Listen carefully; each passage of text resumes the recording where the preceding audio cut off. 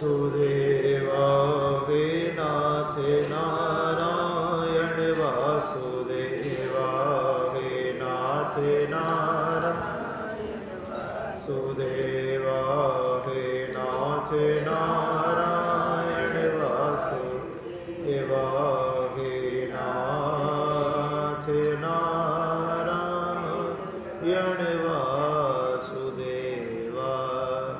बोलिए श्री नारायण भगवान की, बोलिए श्री हनुमान जी महाराज की, बोलिए श्री सुत जी महाराज की,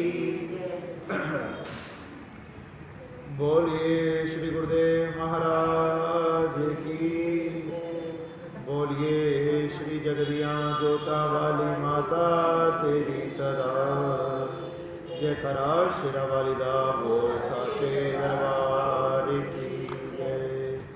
प्रेम से बोलेंगे जय श्री राम, जय श्री राम, जय श्री राम। देवी भगवती माँ परम्बा आदि शक्ति माँ जगत जननी की कृपा से बड़ी ही सुंदर श्रीमद् देवी भागवत पुराण की कथा चल रही थी और श्री सुजी महाराज शौनकादिक 88,000 ऋषियों पर ये देवी भागवत के माध्यम से अमृत वर्षा कर रहे हैं। जिस अमृत वर्षा के एक एक बूंद से सारे शौनकादिक 88,000 ऋषि तृप्त हो रहे हैं। आज उन्हें ऐसा आनंद मिल रहा है जो आनंद उन्हें आज तक पूरे जीवन में नहीं प्राप्त हुआ। ऐसी मां जगत जननी की कृपा, आदि शक्ति मां भवानी की कृपा। श्री सुजी महाराज शौनकादिक 88,000 ऋषियों को बड़ा ही सुंदर प्रसंग सुना रहे थे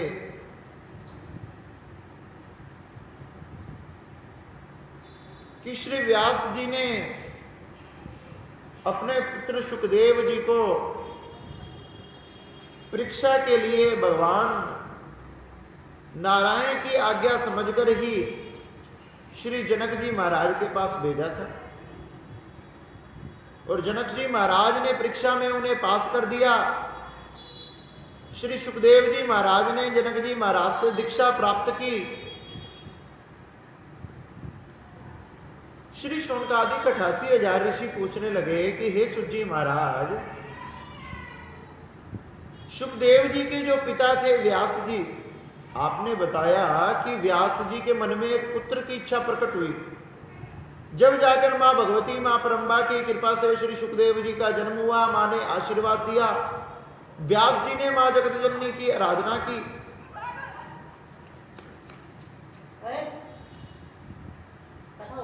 तो ये व्यास जी जो सुखदेव जी के पिता हैं, इनका जन्म किस प्रकार हुआ ये तो आपने बताया नहीं कि श्री व्यास जी का जन्म कैसे हुआ।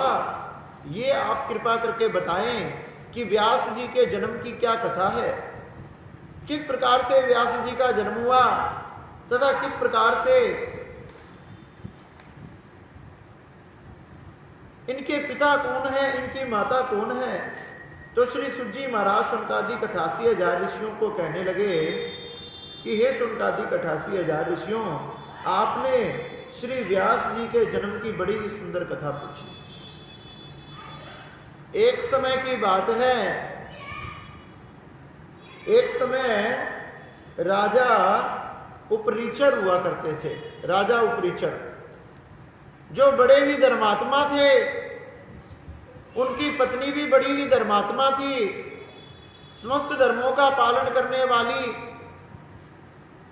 राजा रानी दोनों धर्म का पालन करते, देवी देवताओं का पूजन करते, पितरों का पूजन करते, इस प्रकार से समय व्यतीत करते थे।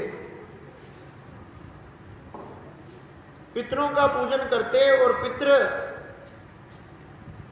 उनकी इन पूजा से, उनके श्राद्ध कर्म संस्कार से, उनके तर्पण से, उनके दान आदि से, उनके भोजन से प्रसन्न हो गए। जब श्री पितृजी महाराज उनके इस प्रकार के पूजन से प्रसन्न हो गए तो एक बार उनके मन में इच्छा हुई कि क्यों ना हम हमारे इस पुत्र को कुछ प्रदान करें, हम हमारा आशीर्वाद तथा कोई ऐसी वस्तु प्रदान करें जिससे हमारे पुत्र का मन प्रसन्न हो जाए। अरे हमारा पुत्र हमारे लिए इतना करता है, हमारे लिए श्राद्ध करता है, हमारे लिए तर्पण करता है, हमारे लिए भोजन करवाता है, पिंडदान करता है, हमारे लिए अनेक प्रकार के दान आदि करता है, तो हमने भी इसके लिए कुछ कार्य करना चाहिए। तो पितरों ने क्या किया? पितरों ने एक विमान प्रदान किया अपने उस पुत्र को। और वो विमान कैसा था? स्फटिक मणि का विमान। उस समय में उड़ने वाला विमान। ये जहाज, हवाई जहाज, हेलीकॉप्टर तो अब आए, कितने समय पहले, कोई 50 साल पहले, कोई 60 साल पहले, कोई 70 साल पहले। लेकिन उस समय में पितरों ने राजा उपचीरक को विमान प्रदान किया। वो भी किसका? कोई लोहे का नहीं, कोई धातु का नहीं, स्फटिक मणि का। आज वाले विमान को चलने के लिए तेल की जरूरत पड़ती है, ईंधन की जरूरत पड़ती है। किसी गाड़ी को चलने के लिए गैस की, तेल की, कोई सिलेंडर की, कोई कोयले की, इन सब की जरूरत पड़ती है। लेकिन उन विमानों को इनकी जरूरत नहीं पड़ती थी। पहले के समय में 3 ही विमान हुए, 3 ही विमान। एक विमान के बारे में तो आप जानते हो, पुष्पक विमान, जिसमें श्री रामचंद्र जी बैठकर अयोध्या गए थे, जो लंकापति रावण के पास था। पुष्पक विमान। अब पुष्पक विमान किससे चलता है? पुष्पों से। उसमें सुंदर खुशबू वाले फूल रख दिए जाएं, तो जितने देर उन फूलों की खुशबू रहेगी उतने देर तक वो विमान उड़ता रहेगा। वो फूलों की खुशबू से चलता था, इसलिए उसका नाम पुष्पक विमान। दूसरा, कर्दम ऋषि के पास, कर्दम ऋषि की पत्नी जो उनकी बड़ी, उनके साथ पूजा पाठ करती थी, और कर्दम ऋषि का एक बार विवाह हो गया। उन्होंने कहा कि भगवान नारायण, मुझे आपके जैसा पुत्र प्राप्त हो जाए, मेरा विवाह हो जाए। वे कहने लगे, चिंता मत करो, तुम्हारा विवाह भी होगा और तुम्हारे यहां मैं ही पुत्र बनकर आऊंगा।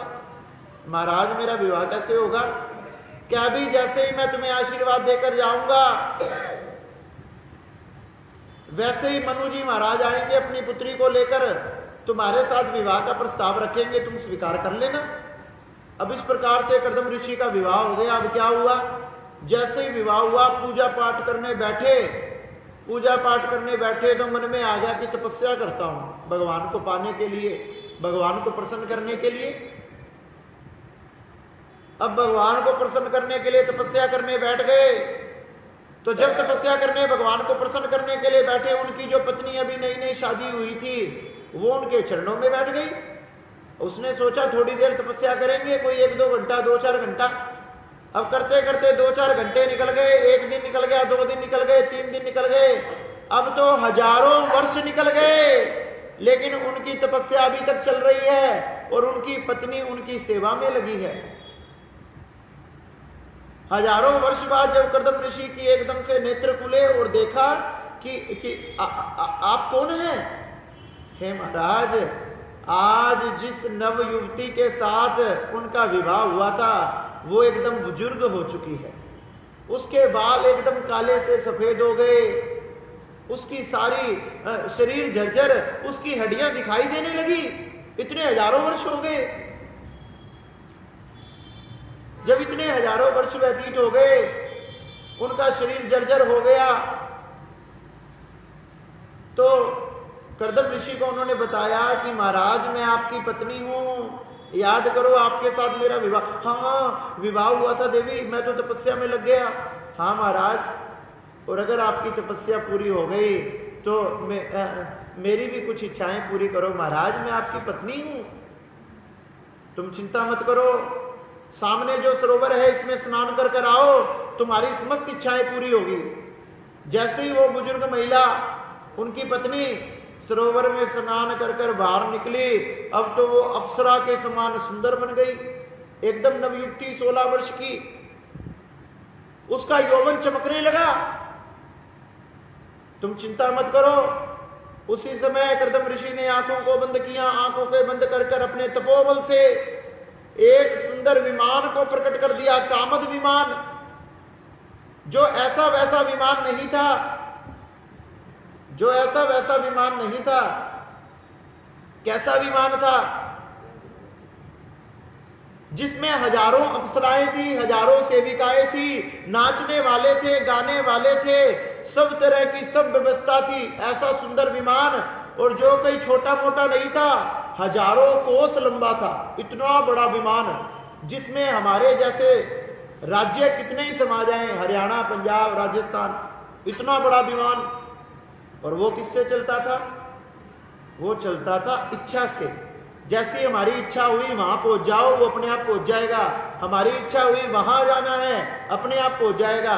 इस प्रकार से कर्दम ऋषि अपने पत्नी के साथ उस विमान में 100 वर्षों तक घूमते रहे। 100 वर्षों तक,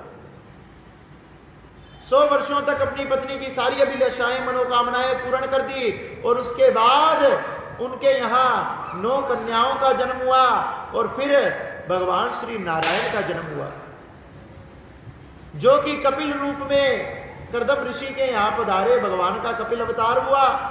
इस प्रकार से पहला विमान पुष्पक, और दूसरा विमान कामद, तीसरा विमान जो राजा उपचीरक को प्राप्त हुआ, जो पितरों ने प्रदान किया, पितृ प्रसन्न हो गए, विमान प्रदान किया स्फटिक मणि का, जो किससे चलता है? पुण्यों से। आपके जितने ज्यादा पुण्य होंगे उतना ज्यादा वो विमान दौड़ेगा। अगर आपके पुण्य में कहीं से भी कोई कसर रह गई तो वो विमान नहीं चलेगा। एक दिन राजा उपचीरक का मन हुआ कि शिकार खेल कर आता हूं। वे शिकार खेलने के लिए वन में गए, और वन में शिकार खेलते खेलते बहुत आगे निकल गए। अब क्या हुआ? उन्होंने विचार किया, कुछ दिनों तक अभी मैं यहीं रहूंगा, वन में रहूंगा, कुछ दिनों तक मैं वन में रहूंगा। घर पर संदेश भिजवा दिया, अगर कोई बात हो तो सैनिक को भेज देना, मैं कुछ दिन वन में बगीचे में रहना चाहता हूं, शांति में रहना चाहता हूं। उनकी पत्नी ने कहा, जी महाराज कोई बात नहीं। अब क्या हुआ? एक दिन उनकी पत्नी जी स्नान कर रही थी और ऋतुमती धर्म आ गया, और जब उसको ऋतुमती धर्म आ गया तो उसकी इच्छा हुई कि मेरे कोई सुंदर संतान होनी चाहिए। अब उसने अपने पति के पास संदेश भिजवाया कि मेरे ये धर्म आ चुका है, और मैं चाहती हूं इस धर्म के बाद मेरी एक सुंदर संतान पैदा हो, प्रकट हो, तो महाराज आप कोई उपाय करें। सैनिक को संदेश लिखकर भेज दिया। अब वो राजा उपचीरक के पास पहुंच गया, और राजा उपचीरक ने कहा, तुम किसी प्रकार से चिंता मत करो, मैं मेरी शक्ति को तुम्हारे पास भेज रहा हूं, उसे तुम अपने गर्भ में धारण कर लेना, जिससे हमारे यहाँ सुंदर संतान भगवान की कृपा से प्रकट हो जाएगी, पैदा हो जाएगी। अब उसने क्या किया? सैनिक के साथ संदेश भेज दिया, और अपनी शक्ति को एक वट वृक्ष के पत्ते पर रखकर एक बाज को बुलाया। बाज को उसको समझाया कि देख, हमारे महलों में ये शक्ति मेरी पत्नी को जाकर देनी है। उसने कहा, जी महाराज, उसने राजा की उस शक्ति को, उस वट वृक्षों को अपने चोंच में दबा लिया, और चोंच में दबाकर राजा की महलों की तरफ आकाश से उड़ने लगा। और जब आकाश से राजा की महलों की तरफ से उड़ने लगा तो सामने से एक दूसरा पक्षी आ गया। जब सामने से दूसरा पक्षी आया, उसने सोचा कि इसके मुंह में जरूर कोई खाने वाली चीज है, जब ये लेकर भाग रहा है, उड़ रहा है। अब इसके हाथ, अगर इसके चोंच से मैंने छीन ली तो मैं खा लूंगा, मेरा पेट भर जाएगा। अब वो पक्षी उड़ता उड़ता आया और उससे लड़ाई करने लगा, उसकी चोंच के चोंच मारने लगा, कभी पंजे मारने लगा, और ऐसे करते करते उस बाज की चोंच से वो शक्ति छूट गई। जैसे ही शक्ति छूट गई, वो यमुना जी की नदी में जाकर गिर गई। नीचे से यमुना जी की नदी प्रवाहित हो रही थी, उस यमुना जल में जाकर वो शक्ति मिल गई। अब क्या हुआ? उसमें एक मछली घूम रही थी, और मछली के मुंह में वो शक्ति चली गई, और जाकर उसके गर्भ में जाकर स्थित हो गई। अब श्री शौनकादिक ऋषि पूछने लगे कि ये मछली कौन थी, जो राजा की, इतने बड़े राजा की शक्ति इसके मुंह में जाकर, इसके गर्भ में जाकर स्थित हो गई। कहने लगे कि वो मछली कोई आम मछली नहीं थी, वो स्वर्ग की अप्सरा थी। उसको श्राप लगा था कि महाराज कैसे? अरे एक दिन वो अप्सरा यमुना तट पर आई थी और अनेक प्रकार की क्रीड़ाओं को कर रही थी, जल में स्नान कर रही थी। उसी समय एक ब्राह्मण वहां आया। ब्राह्मण ने स्नान किया, अपनी नित्य क्रिया को कर रहा था, सूर्य को अर्घ दे रहा था, आचमन आदि कर रहा था यमुना जी में खड़े होकर। और उस अप्सरा ने जाकर क्या किया? उस अप्सरा ने पैरों को पकड़ लिया। जब पैरों को पकड़ लिया, ब्राह्मण घबरा गया, सोचने लगा किसी मगरमच्छ ने मेरे पैरों को पकड़ लिया, अब ये मुझे नहीं छोड़ेगा। ब्राह्मण घबरा गया और कांपने लगा और झटपटाने लगा। इतने में उसने पैरों को छोड़कर बाहर आई और जोर जोर से हंसने लगी। ब्राह्मण को क्रोध आ गया, अरे तुम जानती नहीं कि मैं कौन हूं? उसी समय हाथ में जल लिया और श्राप दे दिया, तूने नीच कर्म किया है, तू नीच योनि में जाएगी, इस जल में हमेशा मछली बनकर पड़ी रहेगी। जैसे श्राप दिया और अप्सरा का शरीर कांप गया, रोने लगी, विलाप करने लगी। महात्मा के चरणों को पकड़ लिया कि हे महात्मा, मुझे क्षमा करो, मुझसे अपराध हो गया। जब इस प्रकार से रोने लगी, विलाप करने लगी, तो महात्मा ने कहा कि मेरा वचन तो कभी असत्य नहीं जाता, लेकिन फिर भी मैं तुझे एक वरदान देता हूं। तू मछली रूप में तो यहां रहेगी, लेकिन एक दिन राजा उपचरिक का तेज तेरे गर्भ में आकर स्थित हो जाएगा और उस गर्भ में स्थित हो जाएगा। उसके प्रभाव से तेरे यहाँ 2 संतान प्रकट होगी और जैसी ही 2 संतान प्रकट हो जाएगी, तेरा उद्धार हो जाएगा। तू स्वर्ग तथा दोबारा उस लोक में चली जाएगी जिस लोक से तू आई है। उसने प्रणाम किया, प्रणाम नमस्कार करते ही उसका वो शरीर छूट गया और वो मछली बनकर यमुना जी में घूमने लगी। अब राजा का वो तेज मछली के गर्भ में जाकर स्थित हुआ और धीरे धीरे वो गर्भ में जाकर स्थित हुआ तो धीरे धीरे एक बेर का, गुटली का, धीरे धीरे वो बड़ा होने लगा। और जैसे ही बड़ा होने लगा, एकदम उनका जन्म होने ही वाला था, इतने में वो मछली मछुआरों के द्वारा पकड़ी गई, जाल में फंस गई। और जब जाल में फंस गई तो मछुआरे अपने घर लेकर गए उसे काटने के लिए, खाने के लिए। जैसे ही उसको चीरा गया, उसमें से 2 दिव्य बालक प्रकट हो गए। जैसे ही 2 दिव्य बालक प्रकट हो गए, जिसमें से एक लड़का और एक लड़की थी। राजा को जाकर सूचना दी, जो वहां का राजा था, कि राजा इस प्रकार से मछली के गर्भ में से 2 बालक निकले हैं। राजा ने कहा ऐसा करो, बेटे को तो मेरे पास छोड़ जाओ, बेटी को ले जाओ। क्या ठीक है महाराज, जैसी आपकी इच्छा। अब बेटे को छोड़ गए और वो बेटा भी बड़ा तेजस्वी, अपने पिता की तरह, राजा उपचीरक की तरह बड़ा तेजस्वी, महापराक्रमी योद्धा तथा धर्म पर चलने वाला हुआ, बड़ा प्रसिद्ध हुआ। श्री शौनक जी कहने लगे कि वो राजा का बेटा इतना प्रसिद्ध हुआ तो उस राजा की बेटी कहां गई जो मछली के द्वारा प्रकट हुई?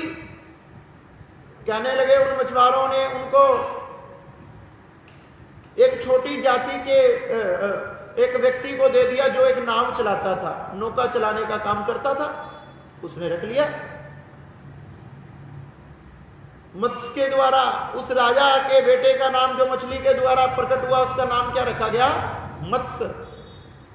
मछली के द्वारा प्रकट हुआ इसलिए मत्स्य उसका नाम रखा गया।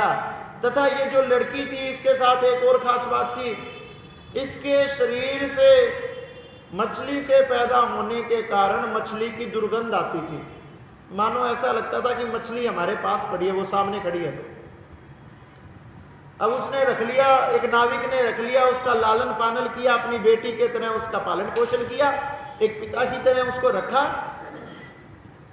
एक दिन देव योग से, भगवान के ही योग से महर्षि पराशर उस नगर में से जा रहे थे जिस नगर में वो बेटी रहती थी। मत्स्य की गंध उसके शरीर में से आती थी, इसलिए उसका नाम मत्स्यगंधा पड़ गया। मत्स्यगंधा, मत्स्य जैसी गंध आती है। दूसरा नाम उसका सत्यवती। अब क्या हुआ, जब महर्षि पराशर वहां से जा रहे थे तो महर्षि पराशर के मन में आया कि मैं यमुना जी को पार करूं। तो यमुना जी को पार करने के लिए वो नाविक के पास गए। नाविक कहने लगा कि मैं कुछ काम कर रहा हूं, ऐसे करो मेरी बेटी नाव पे बैठी होगी, वो आपको पार कर देगी। बेटी ने कहा कि पिताजी आप करो। अरे नहीं, ये धर्मात्मा पुरुष है बेटी, आप इसे पार कर दो, कोई बात नहीं, पार कर कर आ जाना। अब जैसे ही महर्षि पराशर उस नाव में बैठे, अब देव योग से क्या हुआ, देवताओं की इच्छा के आगे क्या, क्या मानव की इच्छा, क्या महात्मा की इच्छा। किसी महानुभाव का जन्म होना था, इसलिए ऋषि पराशर कहने लगे कि अरे आपका क्या नाम है। वो कुछ बोल नहीं रही थी, लेकिन फिर भी बार बार पूछा। मेरी इच्छा प्रकट हो रही है कि मैं कुछ समय आपके साथ व्यतीत करूं। कहने लगी महाराज आपको ये कहते हुए भी लाज नहीं आती। अरे ऊपर से आप महात्मा, ऊपर से ऐसी बात। अगर मेरे मन में देखो मैं बड़ा ज्ञानी संत हूं और तथा नियम पर चलने वाला हूं, अगर मेरे मन में ये बात प्रकट हुई है तो इसके पीछे मेरी इच्छा नहीं है, कोई देव इच्छा है, क्योंकि आज तक मेरे मन में ऐसी कोई भावना प्रकट नहीं हुई। उस मत्स्यगंधा नाम की पुत्री ने बार बार समझाया, लेकिन महाराज ने भी बताया कि मैं ऐसा नहीं हूं, लेकिन पता नहीं क्या ये इच्छा परमात्मा की है। जब दोनों की आपस में ऐसे बातचीत होती रहने लगी तो वो कहने लगी कि महाराज ऐसा करो, फिर थोड़ी दूर चलो। यमुना को पार कर कर वो एक कुटिया में चले गए, कुछ समय एक दूसरे के साथ व्यतीत किया, और जैसे ही सुबह हुई महाराज जी तो जाने लगे। उसने रोक लिया कि आप तो यमुना जी में स्नान किया महाराज ने, और कहने लगे कि मैं अब जा रहा हूं। क्या आप तो जा रहे हो, लेकिन जाते जाते मुझे भी तो कुछ वरदान देकर जाओ। अरे मैंने आपकी इच्छा को पूर्ण किया, आप भी तो मेरी इच्छा पूर्ण करो। मांगो, तुम क्या मांगना चाहती हो। सबसे पहले तो उसने कहा कि कोई भी कर्म समय के हिसाब से किया जाता है, और महाराज मैं चाहती हूं कि आपकी इच्छा अगर पूरी हुई तो इच्छा मेरी भी पूरी होनी चाहिए। क्या आपके तेज से मैं जरूर गर्भवती हो जाऊंगी, ये मुझे पता है, और मैं गर्भवती हो जाऊंगी तो मेरी कितनी बदनामी होगी। मैं गर्भवती हूं ये बात किसी को पता नहीं लगना चाहिए। मैं हमेशा कुंवारी ही लगूं और समाज में कुंवारी ही कहलाऊं। कहने लगे तथास्तु, ये सत्य होगा, किसी को कुछ पता नहीं लगेगा। और जो मेरे शरीर में से ये गंध आती है ये हमेशा के लिए चली जाए। मैं इससे परेशान हूं, लोग भी परेशान हैं, कोई मुझे पास में ही खड़ी होने देना चाहता। श्री महर्षि पराशर ने वरदान दिया, तेरे शरीर की जो दुर्गंध है वो सुगंध में बदल जाएगी। जितने कोस तक तेरी दुर्गंध आती थी, अब उतने कोस तक, इतने इतने दूर किलोमीटर तक तेरे शरीर से ये सुगंध आया करेगी। अब सब लोग तुझे देखकर पागल हो जाएंगे, तेरी तरफ मोहित हो जाएंगे। उसने कहा जी महाराज। पराशर जी तो चले गए, माता पिता के सिवा ये बात किसी को नहीं पता था। उसने कक्ष में ही रहकर और एक सुंदर बालक को जन्म दिया। वो सुंदर बालक इतना तेजस्वी था कि मानो मां की गर्भ से ही उसने भगवान की तपस्या प्रारंभ कर दी हो। जैसे ही प्रकट हुआ, प्रकट होने के कुछ समय बाद ही कहने लगा कि मां मैं तपस्या के लिए जाना चाहता हूं, मुझे तपस्या पर जाने की आज्ञा दो। अब मां का तो विवाह तो हुआ ही नहीं था, मां भी अपने पास कैसे रख सकती थी। कहने लगी बेटा ठीक है, तुम्हारा जहां मन हो वहां जाकर तपस्या करो, भगवान की भक्ति करो, भगवान के नाम का जप करो, लेकिन बेटा अगर मुझे कभी तेरी याद आएगी तो कि मां आप पर जब भी कोई संकट आए, जब भी कोई मुसीबत आए, आंख बंद कर कर एक बार मेरा नाम पुकार लेना, मैं चाहे कहीं भी हूं उसी समय आपके सामने प्रकट हो जाऊंगा। मां ने कहा ठीक है बेटा, जब भी मुझ पे कोई संकट आएगा, विपत्ति आएगी या तेरी याद आएगी, मैं तेरा नाम लूंगी, तू जरूर आना। कहने लगा मां मैं जरूर आऊंगा। वही उनका पुत्र महर्षि व्यास कहलाए। महर्षि व्यास भगवान की तपस्या करने के लिए निकल गए और वो मत्स्यगंधा नाम की पुत्री अपने पिता के साथ रहने लगी। एक दिन वो ही राजा शांतनु जब वहां से जा रहे थे तो जाते जाते उसकी सुगंध राजा शांतनु तक पहुंच गई। राजा शांतनु तक जब सुगंध पहुंची, वो सुगंध का पीछा करने लगे। सुगंध का पीछा करते करते उस कन्या तक पहुंच गए और उस कन्या को पहुंचकर कहने लगे कि मैं तेरे साथ विवाह करना चाहता हूं। अरे तुम कितनी दिव्य हो।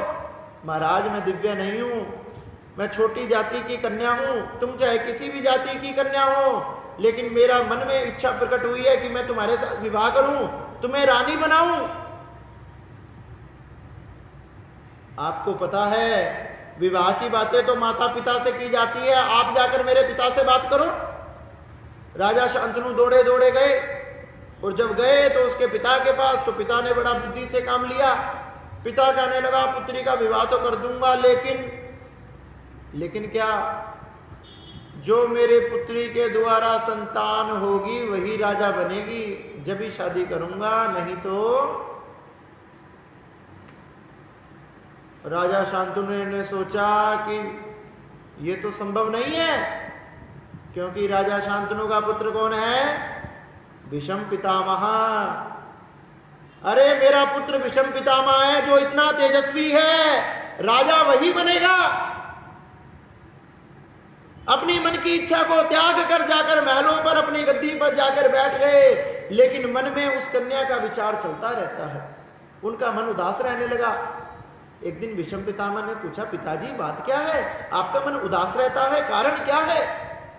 नहीं बेटा, कारण को, मेरी मां ने कहा था कि पिता का मन एक सेकंड के लिए भी उदास ना रहने देना पुत्र, यही मेरी सेवा है। मेरी मां गंगा ने कहा था। आप बताओ पिता, आपके मन में क्या इच्छा है? बेटा मैं विवाह करना चाहता था। तो पिताजी करो, समस्या क्या है? अरे समस्या ये है, समस्या छोड़ो, बस आप ये बता दो कि वो कन्या कौन है, मैं अपने आप बात कर लूंगा। महाराज ने कहा कि नाविक की बेटी है और उसका नाम मत्स्यगंधा है। भीष्म पितामह अपने रथ पर सवार होकर उस नाविक के घर पर पहुंच गए और पहुंचकर कहने लगे कि राजा शांतनु, जो समस्त भूमंडल के मालिक है, एक क्षत्र जिनका राज्य है, चारों तरफ जिनका राज्य है, जहां आग दौड़ाओ वहीं उनका राज्य है, और ऐसे बड़े महाराज के साथ अपनी पुत्री का विवाह नहीं करना चाहते, इसका कारण?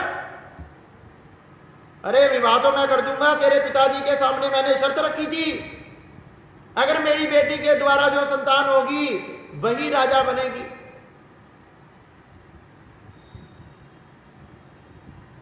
अरे बस इतनी सी बात तो मैं प्रतिज्ञा लेता हूं कि तुम्हारी बेटी के द्वारा जो संतान होगी वही राजा बनेगी, और मैं आज ये भी प्रतिज्ञा लेता हूं कि मैं भी विवाह नहीं करूंगा। अब ये प्रतिज्ञा क्यों ली? कहने लगे अगर मेरी बेटी के द्वारा जो संतान हुई वो राजा बन गई और तुम्हारा कल को विवाह होगा और तुम्हारे पुत्रों ने ऑब्जेक्शन उठा दिया तो कि बड़ा पुत्र तो हमारा पिता था, फिर तू राजा कैसे बना, और मेरे पुत्रों को गद्दी से उतार कर तेरे पुत्र गद्दी पर बैठ गए, तो प्रतिज्ञा कर ली मैं जीवन भर विवाह नहीं करूंगा। इस भीष्म पितामह की प्रतिज्ञा के कारण ही उनका नाम भीष्म पड़ा, भीष्म प्रतिज्ञा। अपने पिता का विवाह करवाया। जब उसने अपने पुत्र को याद किया,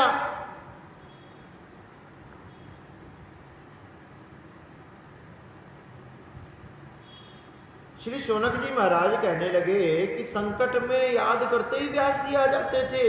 अरे और तो क्या, अपनी मां को वचन दिया था। कहने लगे मैंने तो सुना है सुखदेव जी का भी विवाह हुआ था, क्या ये सच है? क्योंकि भागवत जी में तो बताया कि सुखदेव जी तो दिगंबर थे, वो तो ब्रह्मचारी थे। तो कहने लगे सुखदेव जी भी एक नहीं हुए, दो हुए। सुखदेव जी दो हुए, ये कैसे हुआ? अरे हमने तो आज तक यही सुना कि सुखदेव जी एक है, सुखदेव जी दो कैसे हुए? अरे जब राजा जनक के यहां से दीक्षा लेकर आए तो उन्हें पता लग गया सब धर्म जरूरी है तो गृहस्थ धर्म भी जरूरी है, और गृहस्थ में रहते हुए भी जीव अपने परमात्मा को प्राप्त कर सकता है।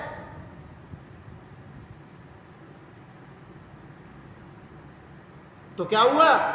तो व्यास जी ने उनका विवाह करवाया। सुखदेव जी का विवाह करवाया। उनका विवाह किससे हुआ? अरे उनका विवाह हुआ पितरों की कन्या से।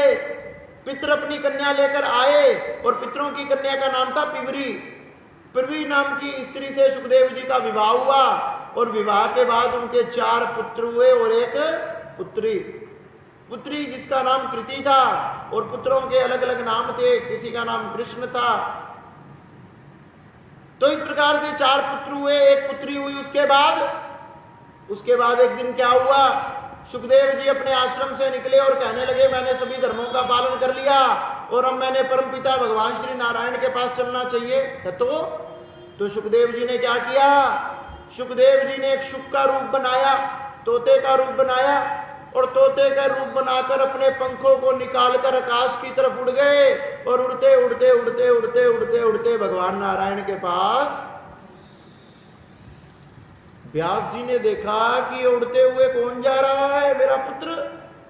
अरे मेरा पुत्र मुझे छोड़कर चला गया। व्यास जी ने रोना प्रारंभ कर दिया, विलाप करना प्रारंभ कर दिया और भयंकर विलाप, इतना विलाप किया कि भगवान शंकर ने प्रकट होना पड़ा। भगवान शंकर प्रकट हुए। भगवान शंकर ने व्यास जी को समझाया कि अरे प्रभु, समस्त पुराणों की रचना आपने की है, ज्ञान वैराग्य भक्ति आप में कूट कूट के भरा है और फिर भी अपने पुत्र के मोह में पागल हो रहे हो। अरे पुत्र आपका जहां से आया था वहीं से ही चला गया और उसने तो जाना ही था। लेकिन व्यास जी कहने लगे बिना पुत्र के मैं नहीं रह पाऊंगा। भगवान शंकर, हे महादेव देख लो, पुत्र के बिना मैं नहीं रह सकता। जब इतना भयंकर विलाप, इतनी बातें देखी तो भगवान शंकर ने क्या किया? भगवान श्री शंकर की छाया में से छाया सुखदेव प्रकट हो गए। भगवान शिव शंकर की छाया में से छाया सुखदेव प्रकट हो गए, जो एकदम सुखदेव जी की तरह थे। एकदम ज्ञान में, वैराग्य में, भक्ति में, सब चीजों में एकदम सेम टू सेम। और व्यास जी वैसे सुखदेव जी अपने छाया सुखदेव पुत्र को पाकर बड़े प्रसन्न हुए। अब जो पहले वाले सुखदेव जी थे और ये सुखदेव जी, इनमें अंतर क्या है? पहले वाले सुखदेव जी थे जिन्होंने देवी भागवत की कथा सुनी। देवी भागवत अनादि काल से है। श्री व्यास जी ने अपने उस सुखदेव जी पुत्र को, जो 12 वर्ष तक अपने मां की उदर में रहा, उसको श्री देवी भागवत का पाठ पढ़ाया, समस्त प्रकार का ज्ञान प्रदान करवाया। महाराज जनक जी जैसे जाकर जिसने दीक्षा प्राप्त की और जाकर गृहस्थ धर्म को अपनाया, विवाह भी किया, पुत्र भी हुए और पुत्री भी हुई। अब ये छाया सुखदेव जी कौन है? ये ब्रह्मचारी है। ये ऐसे ब्रह्मचारी हैं जिन्हें श्री व्यास जी ने भागवत जी का पाठ पढ़ाया। भागवत जी, श्रीमद् भागवत कथा,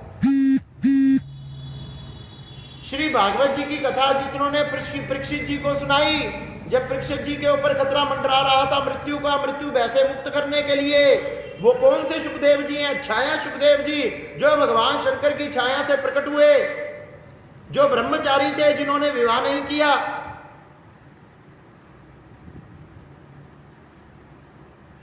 भागवत जी जब परीक्षित जीवित था उसके कल्याण के लिए सुनी गई, और श्री देवी भागवत जब परीक्षित जी की मृत्यु हो गई और जब उनके उद्धार तथा कल्याण के लिए उनके पुत्र जन्मजय ने सुनी। देवी भागवत, दोनों ही भागवत परीक्षित का, जन्मजय का तथा सभी का कल्याण करने वाली थी।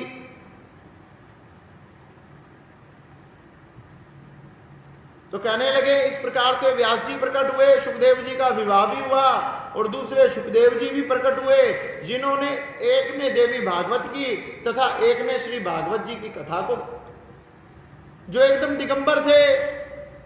उन पर चाहे कोई पत्थर फेंक दे तो फर्क नहीं पड़ता, कोई फूल फेंक दे तो पत्थर फर्क नहीं पड़ता।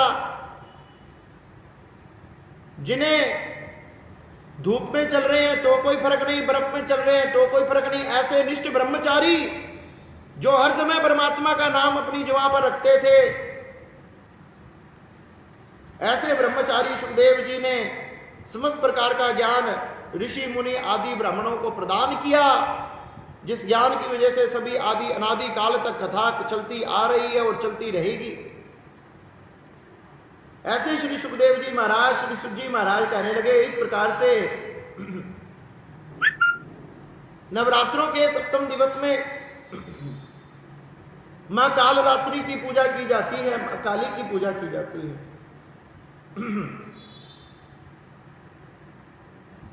मां कालरात्रि जो मां जगदम्बा, मां परम्बा, मां पार्वती में से ही प्रकट हुई दुर्गा मां का, जिसे सबसे भयंकर रूप माना जाता है, जिसमें मां के 4 हाथ हैं,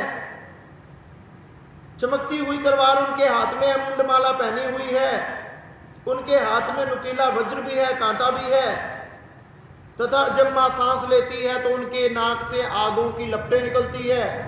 इतना रौद्र रूप, सांस लेने से भी शरीर से आग निकल रही है। तो कहने लगे, जब शुंभ निशुंभ आदि दैत्यों ने इंद्र को हरा दिया, अमरावती से बाहर निकाल दिया, तो सभी देवी देवता ब्रह्मा जी की शरण में गए और ब्रह्मा जी भगवान शंकर जी की, और शंकर ने मां परम्बा जगदम्बा से प्रार्थना की, तो उनके तेज में से महाकाली रात्रि, काल रात्रि प्रकट हो गई, जिन्होंने सभी देवताओं के उद्धार के लिए शुंभ निशुंभ आदि राक्षसों का वध किया। ऐसी काल रात्रि की नवरात्रि के सप्तम दिवस में पूजा करने से भक्तों की सभी मनोकामनाएं पूर्ण होती है, उनकी सभी अभिलाषाएं पूरी होती है, उनकी हर वस्तु पूरी होती है, उनके ऊपर किसी भी प्रकार का टोना टपका आदि काम नहीं करता, जो मां काल रात्रि, मां काली की पूजा करते हैं। इसलिए नवरात्रि के सप्तम दिवस में मां काल रात्रि की पूजा की जाती है। नवरात्रि के 8वें दिवस में महागौरी की पूजा की जाती है, जो दुर्गा मां का 8वां रूप है। महागौरी जो शंकर चक्र कुंद के फूल की तरह एकदम सफेद वर्ण है, जिनकी आयु केवल 8 वर्ष है, गौरी होने के कारण, सफेद होने के कारण उन्हें श्वेतांबरा भी कहा जाता है। मां का वाहन वृषभ है।